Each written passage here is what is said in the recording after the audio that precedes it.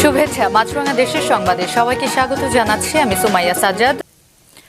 পবিত্র রমজানকে সামনে রেখে কুমিল্লার মুরাদনগর উপজেলার সুবিধাবঞ্চিত মানুষের মাঝে চাল, ডাল, তেল সহ ইফতার সামগ্রী ও নগদ অর্থ বিতরণ করেছে নুরুল হক ভূঁইয়া ফাউন্ডেশনের সদস্যরা।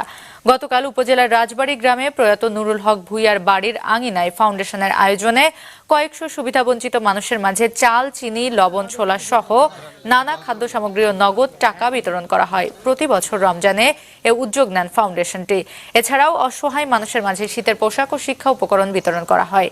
মুরাদনগর ছাড়াও নবীনগর উপজেলার সুবিধাবঞ্চিত মানুষকেও এই সুবিধার আওতায় এনেছে নুরুল হক ভূঁইয়া ফাউন্ডেশন।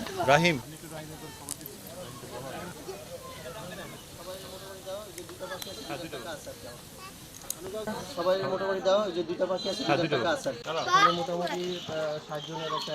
হ্যাঁ উসালাম বকুদ্দু ভাই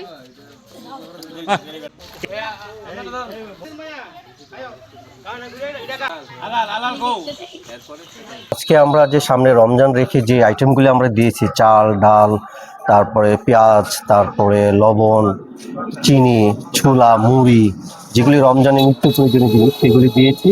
পাশাপাশি তারা এগুলির পরও তারা যেন তাদের পছন্দ মতো কিছু জিনিস কিনতে পারে, কিছু টাকাও দিয়েছি। অসহায় মানুষের যে খাবার নেয়, তারপরে যে কলগুলা গায়ে, আমি তো নিজে অনেকগুলা দেখছি, এত ভালো লাগে যে বলা ভাষা নাই। যারা বিত্তবান আছে, যারা আল্লাহর রহমতে আর্থিকভাবে সচ্ছল, তারা যাতে সবাই যদি এই দরিদ্র জনগোষ্ঠীর পাশে এসে দাঁড়ায়, তাহলে অর্থনৈতিকভাবে কেউ না খেয়ে মারা যেত। মাছরাঙা দেশের সংবাদ শেষ করার আগে গার্ডিয়ান লাইফ ইন্স্যুরেন্স সংবাদ শিরোনামগুলো আরো একবার। এই ছিল এখনকার মতো। পরবর্তী আয়োজন নিউজ শো।